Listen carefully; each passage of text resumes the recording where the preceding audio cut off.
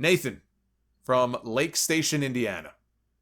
I've asked Wade Keller about this on his flagship show, and he and Jason Powell seem pretty divisive on the topic, and I wanted your opinion on it. A couple of weeks back, we were going over celebrities of the past in wrestling, and which company did better overall with celebrities, WWE or WCW. I can see the WCW side, as Dennis Rodman, Karl Malone, and Jay Leno seem to do good business for them, but I think it's hard to contest that their impact was as big as Mr. T, Mike Tyson, or even Cyndi Lauper during their respective eras. On the other hand, the celebrity guest host era of 2009 WWE was mostly horrendous, but WCW also had blunders like Will Sasso.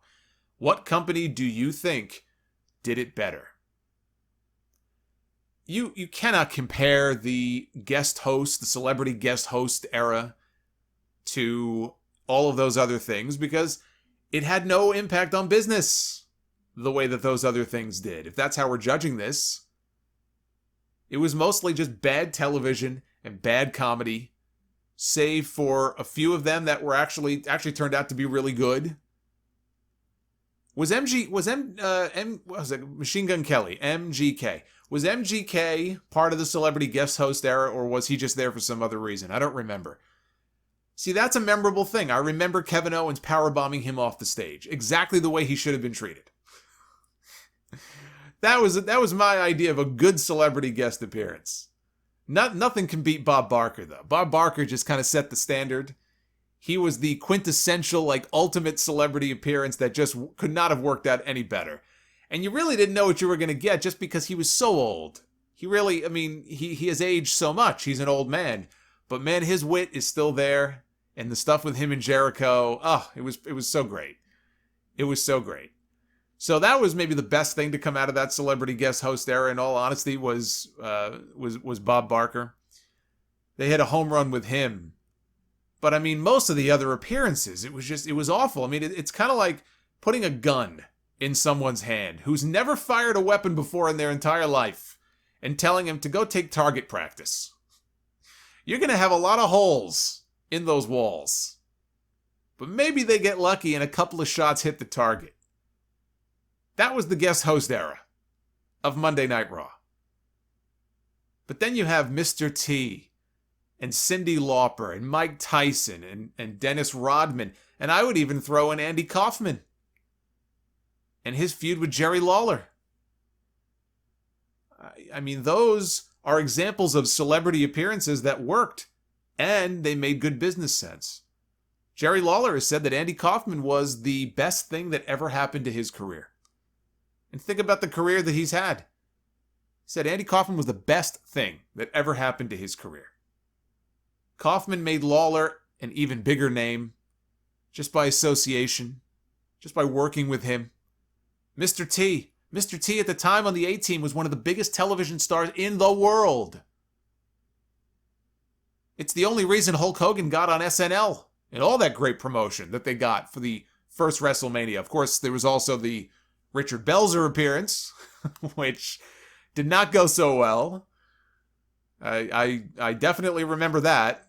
I mean, I was too young at the time. I didn't see it live, but I've seen it on YouTube since, and coming back from commercial break and the lawsuit that followed, and Belzer got a nice settlement out of it. So we'll forget about that for a second.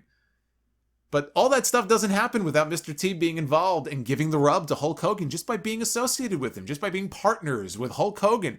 Hulk Hogan was a huge name in wrestling already at that point. He had already been a big name in the AWA, but Hulk Hogan didn't mean squat outside the wrestling business until he got partnered up with Mr. T heading into that first WrestleMania show. And all of a sudden, they're on SNL, they're on the morning TV shows, they're doing all this media, they're getting all this press, they're bringing in these other celebrities for the first WrestleMania, and Hogan was the star of the show, and he was a made man at that point. Mr. T had a lot to do with that, and it almost didn't happen. Because T and Piper, there were issues there. He almost left. They convinced him to come back into the building, come back inside. It was touch and go there for a while. But you cannot minimize the importance of Mr. T's involvement in that first WrestleMania. He was at the second one too, but that was not as impactful as the first one. And if Cyndi Lauper also, Cyndi Lauper, who is on the same level in terms of her level of importance, I think, to that first WrestleMania. A Hall of Famer in their celebrity wing, whether she's in there or not. Maybe it's her choice not to be in there, but she should be. But if that first WrestleMania fails, there very likely is no more WWF. There is no second WrestleMania. Steve Austin. Stone Cold Steve Austin was on his way, no matter what, to being a big star in WWE. But Mike Tyson helped make Austin an even bigger star. Notice they used these celebrities a lot back then to help make these people or give them the rub. You notice that? You see this? What a concept, right?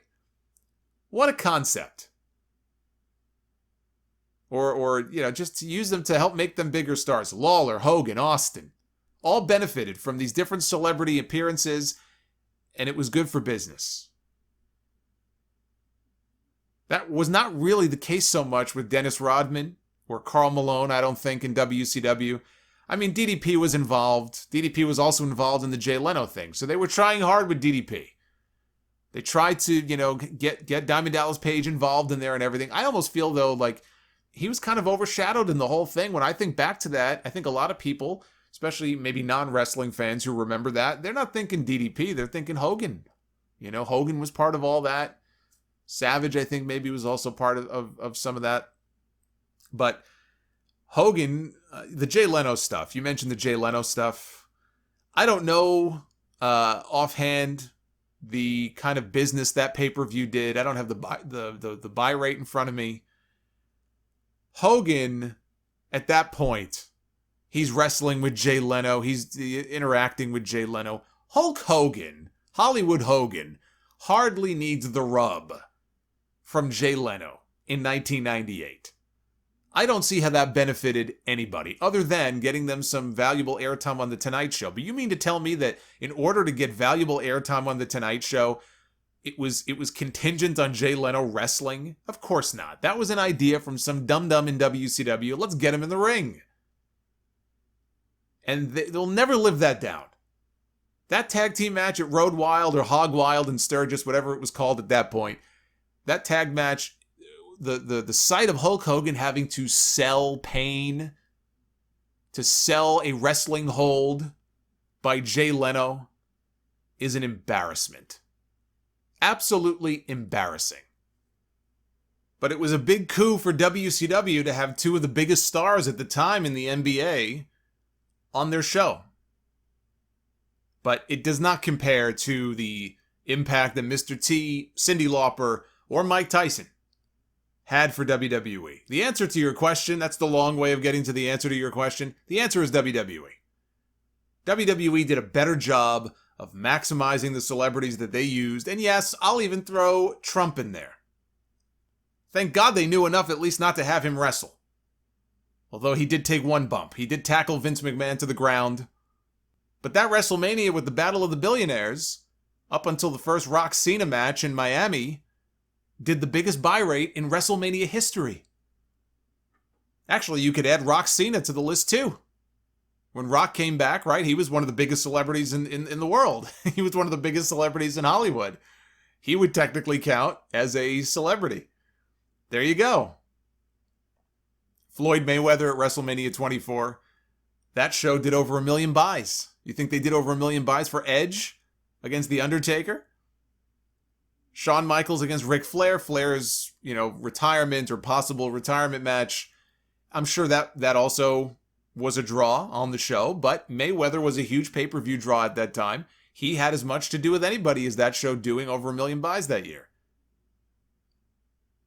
Consider this. No WCW pay-per-view in history ever did close to 1 million buys on pay-per-view. Sting and Hogan at Starrcade in 97 did 700,000, and that's as good as it ever got for WCW. Rodman and Malone didn't even do that. It did get them a ton of publicity, but David Arquette got him some publicity too, and it didn't mean shit for business. In fact, I think the pay-per-view after David Arquette won the WCW title, where they did that triple-decker cage match, Slamboree or whatever it was, actually did one of the worst buy rates in the history of WCW. Putting the title on him actually drove fans away from the product. It didn't draw them in, it drove people away. It's like it did the inverse of what you would want it to do. So yeah, WWE far outshines WCW when it comes to getting the most out of their celebrities.